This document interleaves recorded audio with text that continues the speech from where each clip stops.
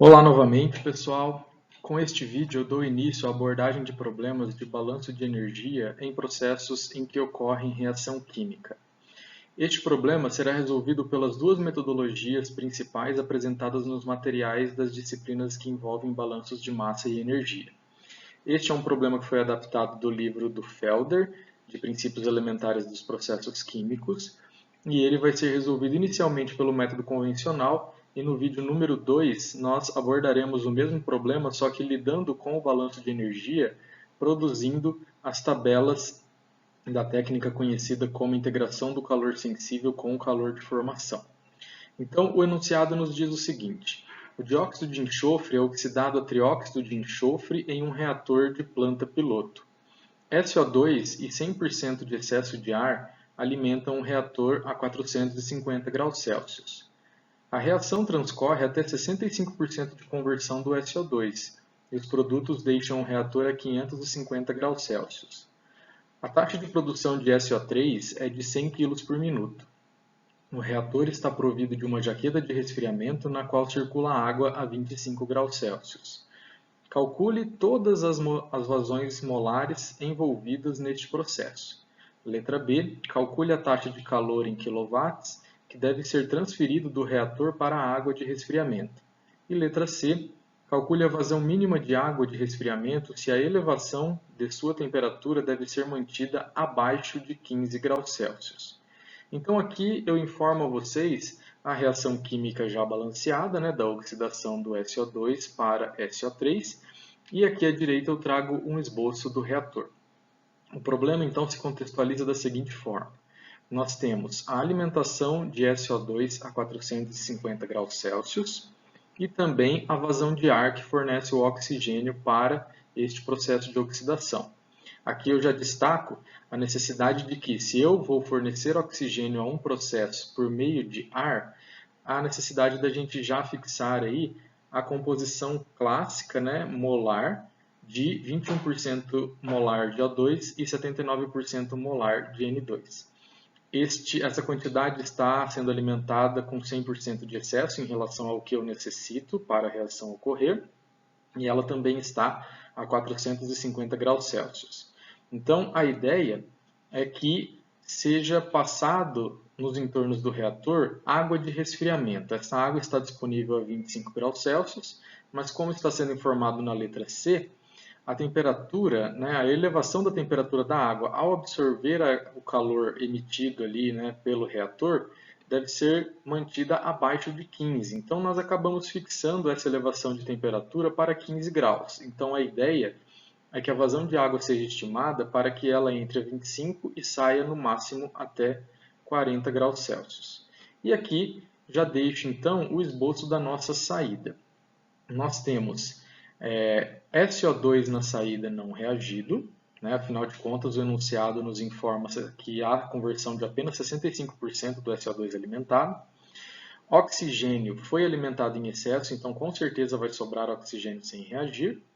N2 entra pela alimentação de ar, consequentemente ele sai, é um composto que não vai participar da reação química. E finalmente nós temos aí o produto desejado da reação, que é o SO3. Esta corrente está a 550 graus Celsius e a base de cálculo já foi definido no enunciado como 100 kg por minuto do SO3. A representação que está dada aqui é justamente uma reação que vai liberar calor e esse calor vai passar pelas fronteiras aí do reator e ser absorvido pela água que circula nos entornos deste equipamento. Vamos agora então às etapas iniciais aí para o cumprimento da letra A, que é a execução de balanços de massa no meu sistema. Depois nós passaremos à etapa de energia para conduzir as demais alternativas. Os cálculos de balanço de massa serão iniciados, então, considerando-se a produção de 100 kg de SO3 por minuto, mas eu aproveito para lembrar que balanços moleculares, que é a abordagem que eu vou utilizar para este problema, são feitos em número de mols. Então, é necessário pesquisar aí a massa molar do SO3, que em média dá 80 kg por kmol, mas para facilitar depois a interação deste resultado com valores de entalpia de formação, que geralmente são tabelados em kJ por mol, eu vou trabalhar com uma quantidade em mols e não em quilomols, tá? Mais para frente vai ficar mais nítido porque isso facilita, embora a gente tenha que trabalhar com um número relativamente alto de mols. Fazendo algumas simplificações, aí nós temos então que são produzidos 1.250 mols por minuto de trióxido de enxofre.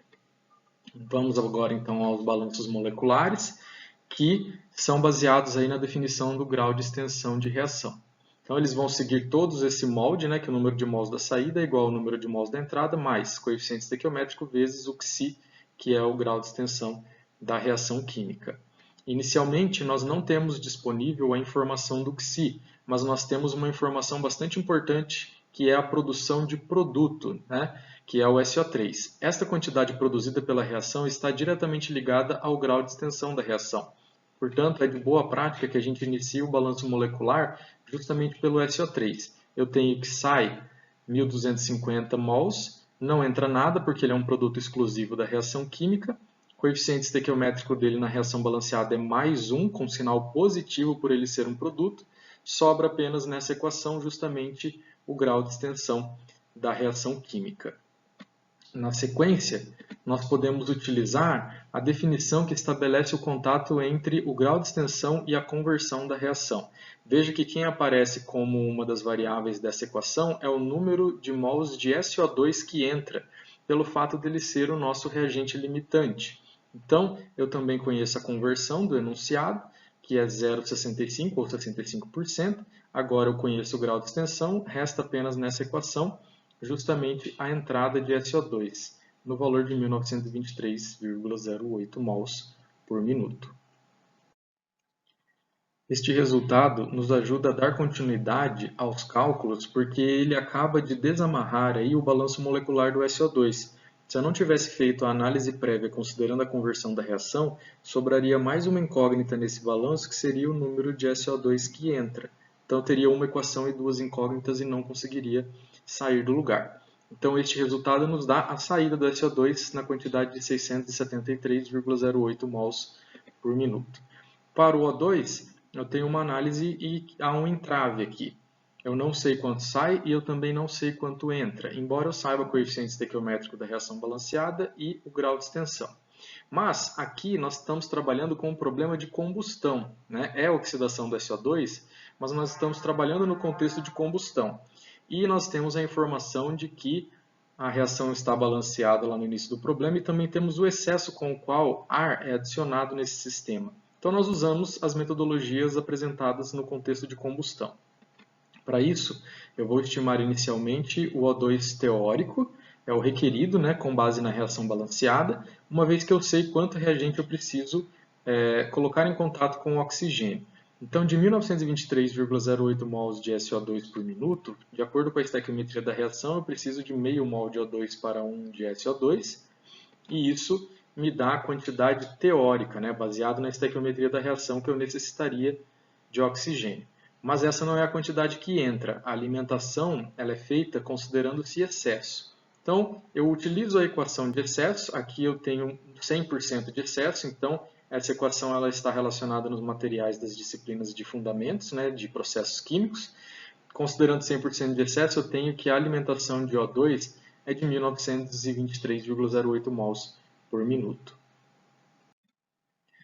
Logo, eu consigo então eliminar uma incógnita da minha equação de balanço molecular para o O2 para descobrir aí que na saída tem 1298,08 mols por minuto do O2.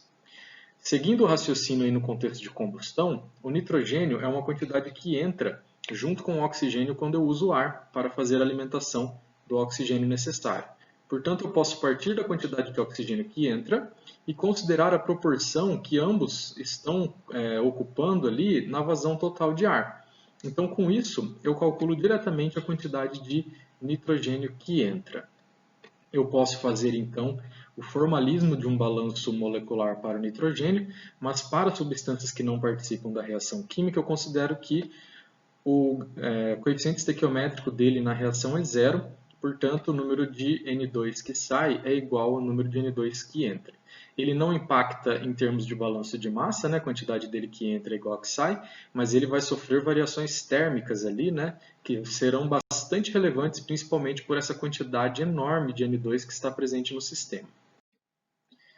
Temos aqui então um compilado das vazões molares necessárias. Aqui ainda não calculamos a nossa vazão de água, porque nós necessitaremos do balanço de energia para cumprir tal meta. Então esta aqui é a resposta da letra A. Então o balanço de massa para esse sistema, excetuando-se a água que vai entrar para resfriar o reator, ele está completo.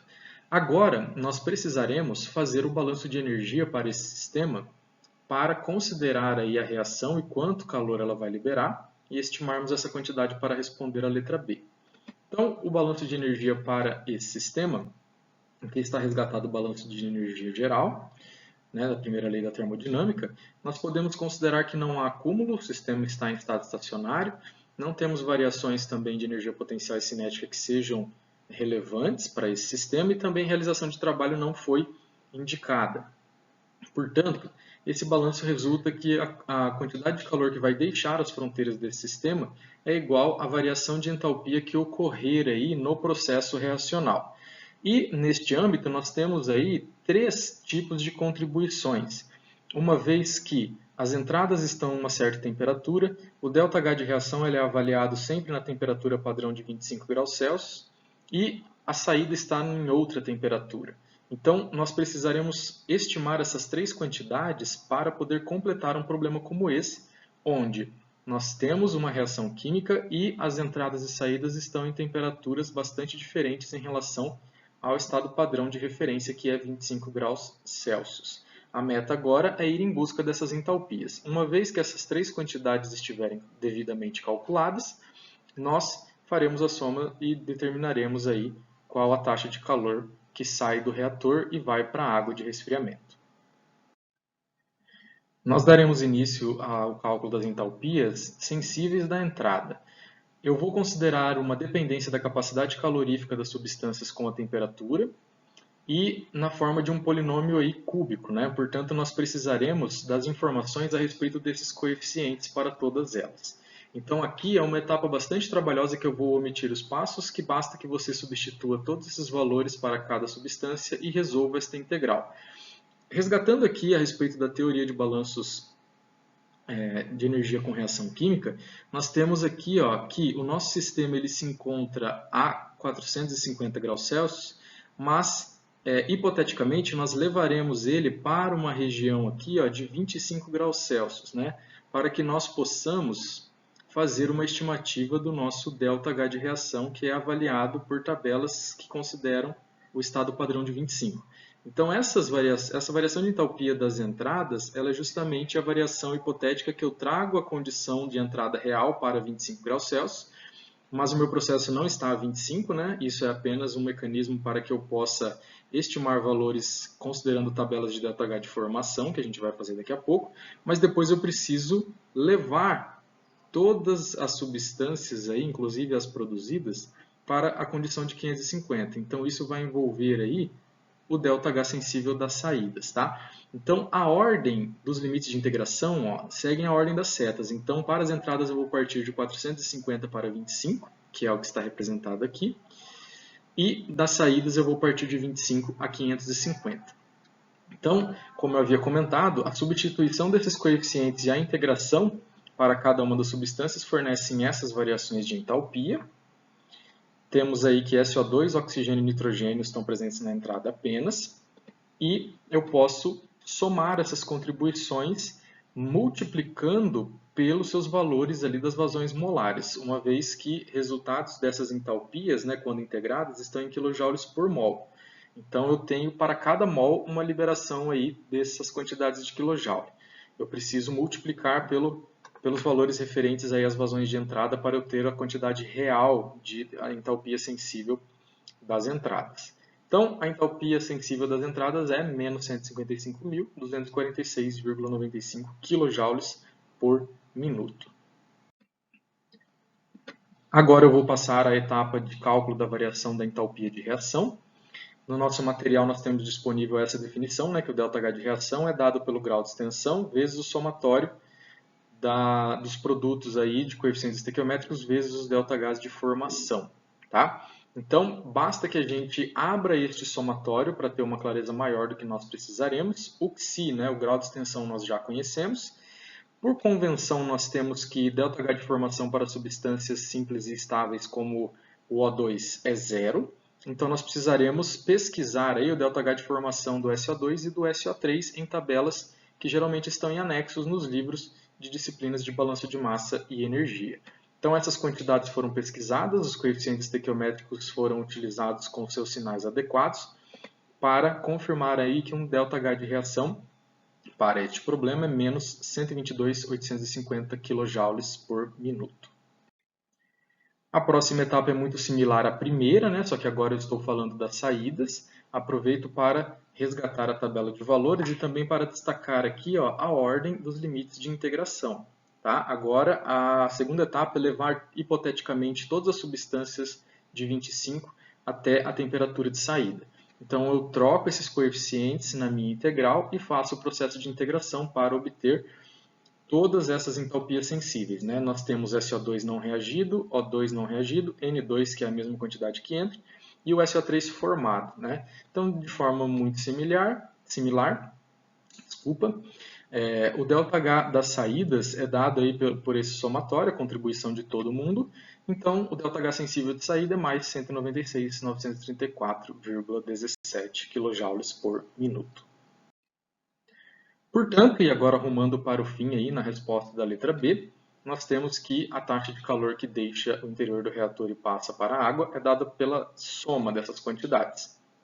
Temos aí então a substituição dos valores obtidos e a taxa de calor em kJ por minuto é menos 81.162,8. Mas a resposta é requerida em quilowatts, então vamos fazer um processo de conversão aí para determinar na letra B que a resposta é menos 1.352,7 kW. Esta quantidade, então, vai ser usada para análise da água agora como sistema de interesse para que a gente possa estimar a vazão de água necessária para absorver essa quantidade que vai deixar o reator químico. Uma coisa interessante de se observar é que o sinal de menos nos diz justamente que calor deixa o interior do sistema rumo às suas vizinhanças, e isso fisicamente está coerente com a necessidade aí de água de resfriamento para levar essa quantidade para fora do reator. Passamos então a uma análise de balanço de energia tomando a água como nosso sistema de interesse. Né? Podemos fazer um balanço da mesma forma. Aqui eu vou considerar um balanço em base mássica para a água, uma vez que a vazão de água dada é mássica. De forma semelhante, nós não temos contribuições significativas de energia potencial ou cinética, o sistema pode ser considerado estacionário e a quantidade de trabalho ali é também nula. Então, este é o resultado obtido, sendo que essa taxa de calor aí é exatamente a taxa que o reator libera. Uma observação que tem que ser feita, pessoal, é a seguinte: se eu estou tomando a água como o meu sistema de referência, né, e fazendo um balanço analisando este sistema, isso me diz que agora, né, a taxa de calor ela não é mais uma quantidade que deixa o sistema, né? Se as minhas fronteiras agora estarão aqui, né, nos entornos da própria substância de interesse. Então, há necessidade de uma mudança de sinal, porque agora o calor vem de uma região externa e vai adentrar ao sistema de interesse, que para nós agora é a água. Isso tem que estar bem na mente de vocês para não errar aí as previsões por cálculos, tá? A água é uma substância líquida que naquela faixa de temperatura a gente pode aproximar aí como tendo capacidade calorífica constante. Portanto, isolando a vazão mássica da água, eu tenho, isso é uma ordenação literal, né? Menos taxa de calor do reator, dividido por Cp vezes o delta de temperatura entrada menos saída. Trocando os valores, e é justamente disso que eu estava falando, né? Vejam que aqui a taxa de calor é considerada positiva porque agora calor sai da vizinhança e vai para dentro do sistema. Esse sinal de menos que está aqui no numerador é um resultado do rearranjo da equação. e ele vai ser cancelado com o sinal de menos que vai surgir aqui no delta das temperaturas, né? Então você vai ter uma vazão mássica positiva. Se você não atenta para este fato, né, nessa mudança de convenção devido à mudança do olhar em quem é o seu sistema nessa segunda etapa, você vai obter uma vazão de água negativa, e isso fisicamente não faz sentido. Então eu posso simplificar algumas unidades para concluir que para que eu tenha uma vazão de água que entra a 25 graus Celsius e sai no máximo a 40, eu vou precisar de, no mínimo, uma vazão de 21,55 kg de água por segundo para manter ali o reator perdendo, né, liberando aquela quantidade prevista na letra anterior. Tá? É um problema trabalhoso. Problemas envolvendo reação química têm todo esse critério, né, principalmente quando entradas e saídas não estão na mesma temperatura. E principalmente não estão na temperatura padrão de 25 graus Celsius. Mas é uma experiência bastante interessante e para problemas que podem ser considerados em estado estacionário, tanto em relação à massa quanto à energia, é uma abordagem que dá resultados bastante importantes para a prática. Espero que vocês tenham aproveitado e até a próxima.